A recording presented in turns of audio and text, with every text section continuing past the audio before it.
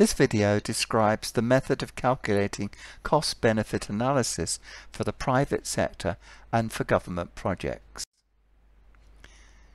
You will be using basic mathematics to evaluate your costs, and in particular for the Engineers Without Borders project.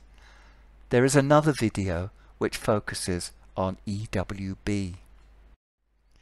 The present value is the first estimate.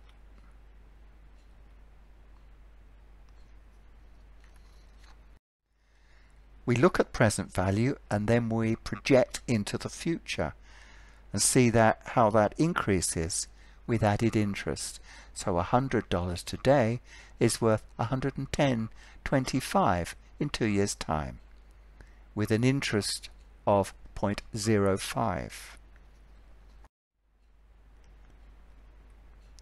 The equation to determine this is seen here. R, little r, and t giving you the future value. But we can do this in reverse, because if someone promises to pay you $100 1 year from now, what would you have to give that person, which with added interest comes to $100?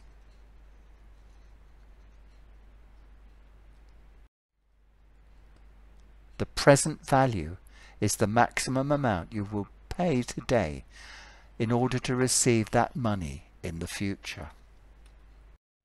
So if we look at the $100 a year from now, there's the equation we will use. 1 plus r to the power minus t is the discount factor. R is the discount rate. And in successive years, the amount will increase. So for $1 million, 20 years from now, you would give that person $148,644 if R is 0.1. Inflation varies considerably and changes prices from one year to the other. So we have nominal amounts, real amounts, and inflation, which affects both payout and discount, which cancel one another out. Say there's two projects, X and Y, and we have benefits B and costs C. Is it admissible? Is it preferable? Are the benefits greater than the costs? Now, most projects have a stream of benefits and costs over time. And here is the relationship between benefits and costs over a period of time. So we have criteria. A project is admissible if its present value is positive. When two projects are mutually exclusive, the preferred one is the one with the highest present value. Let's look at an example with research and development and advertising.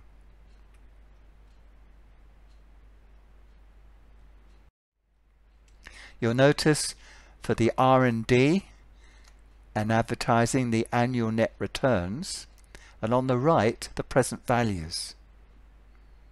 So R&D in year 3 has a present value of 46 and advertising 37.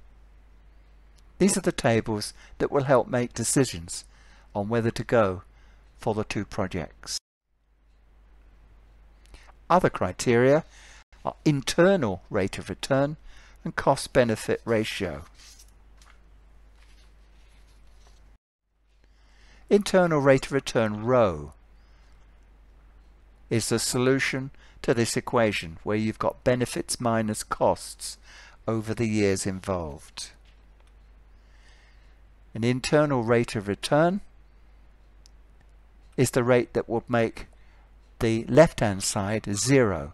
That rho is greater than R. The cost-benefit ratio, as you can see there, you've got B, benefits, and C, costs over a series of years. Well, we have a benefit cost ratio B over C greater than 1 for admissibility. But this doesn't work because we're comparing across admissible projects, B and C. Governments make decisions using present value only. They don't take financial risks. So cost, benefits and discount rates are different from the private sector. They're looking at worldwide economics, inflation, market forces.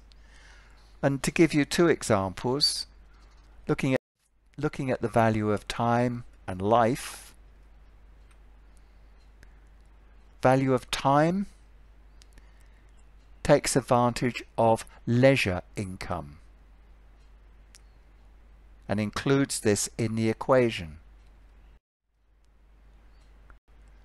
It looks at people using trains or buses.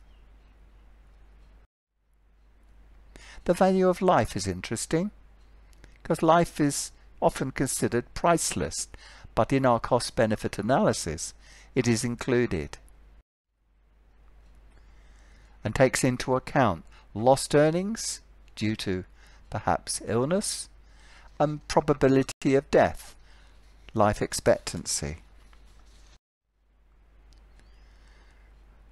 Do you use a safe car or an unsafe or very fast car? Do you have a risky job or not? Do you use safety devices? So if we cost a life at between $4 and $9 million, how does this equate to some of the cost of these other things, safety devices that we might be using? So these intangibles come into the equation.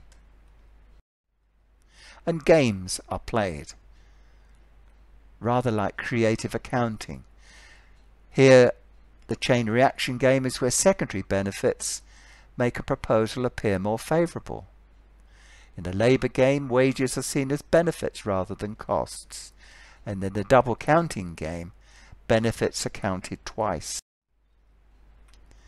The Pareto improvement says that if one person is benefiting, all will benefit from a benefit and a cost.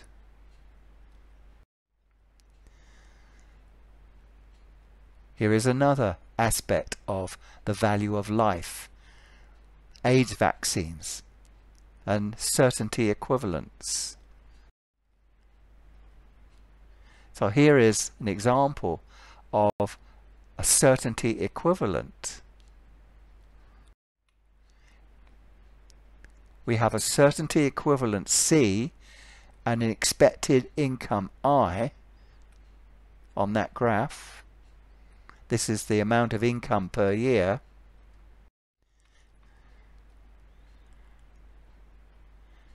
It shows that the risky project and the certain project are given the same expected utility. So to recap, we've looked at these items, and thank you for listening.